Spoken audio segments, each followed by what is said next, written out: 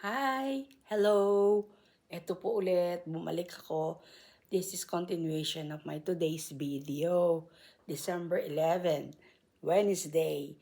So, sabi ko nga po sa inyo, pag may pagkakataon, ah, babalikan ko kayo dahil meron pa po akong gustong mga idagdag dun sa kwento ko kanina, yung tungkol nga po sa panganganak ko na 3 beses ako sinaksakan ng anesthesia. Gusto kong idagdag pa sa inyo para malaman ninyo na talagang ako'y ini-eksperimento.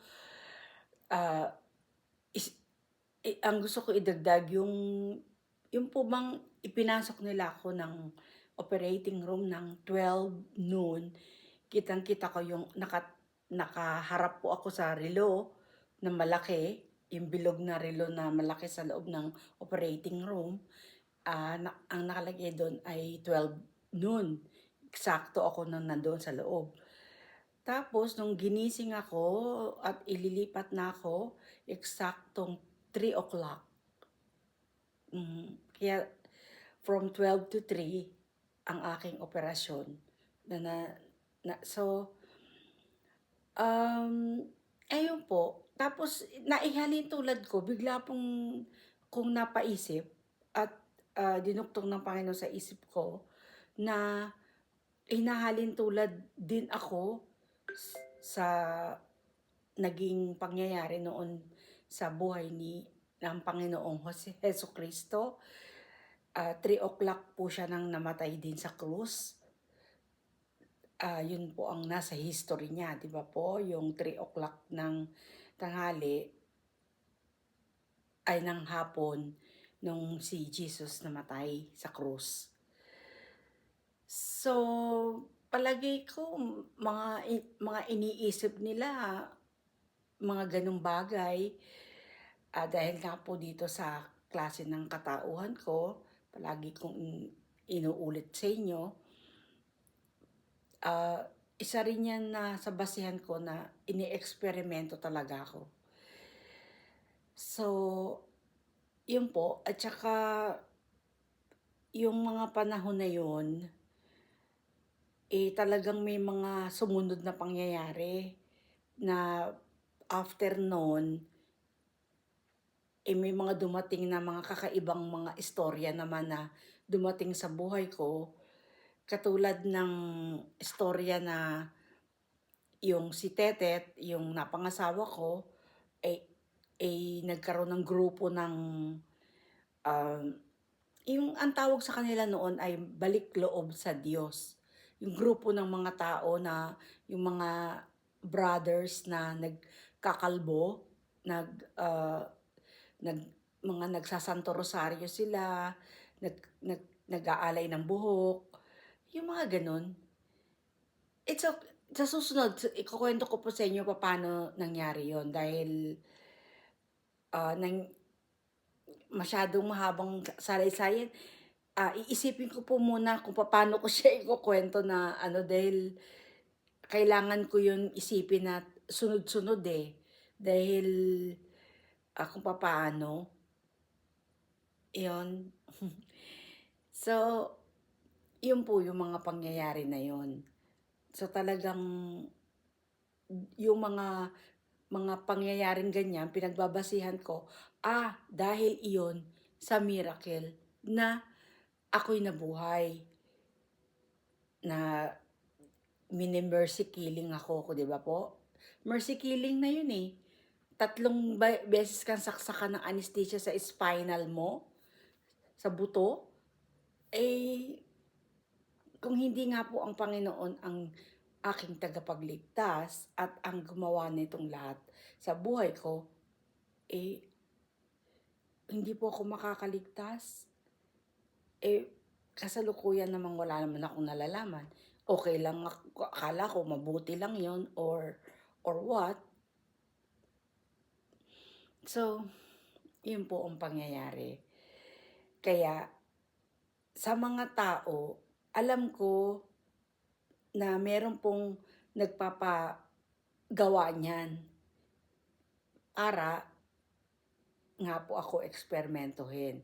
Siyempre, pinagagawa dun sa kung sino man ang mga doktor, yung mga anesthesiologist, yung mga doktor na nag-oopera sa akin, inuutos din yan sa kanila. Kasi kung wala pong magsasabi niyan at mag-uutos niyan, o kung sino man ang may pasimuno o pinuno niyan, eh, hindi po naman mangyayari ang lahat o magaganap. Isipin po ninyo, ako, wala akong nalalaman, pero ang lahat ng tao sa paligid ko, alam nila yan. Maski nga po hindi ko lang po, ako nakakatiyak kung baka alam na rin yan ng mga magulang ko, mga kapatid ko, lahat na ini-eksperimento ako, eh, yun na nga po dun pa lang mapapagbasihan na ninyo na talagang ako po ay handang magpatawad. Kung sino man ang may kapural o sino man ang mga namuno ng mga ganitong ah, pag paggagawa ng mga ganitong bagay sa buhay ko, tulungan na lang ninyo ko. Total, kayo naman po ang nakakapagpatunay Ayoko pong may mangyari pang masama sa sa kahit kanino o sa bansang Pilipinas. Kasi ang Diyos ay makapangyarihan. Ang Diyos ay makatarungan. Sa ngayon na inihiling at isinisigaw ko na ang katarungan sa buhay ko, sana naman po mapakinggan ninyo ko. Napakasimple lang po naman ng aking gustong mangyari, ang isa pelikula, para po hindi ito mawala at maipatunay ko sa buong mundo na si Mother or Perpetual Health ay Diyosa. Dahil kung hindi po sa Kanya, hindi po ako magiging tao. At saka, siya ang kauna-unahang tao na ginamit din ng ating Panginoon upang isilang ang Panginoon. Isilang si Jesus. Di po ba? Ganun lang po naman kasimple yung istorya. Alam naman ninyo yan. So, wag po natin siyang baliwalain. Katulad din po ng hinihiling ko, wag naman po sanang mangyari na wag ninyo sanang baliwalain ang istorya ko.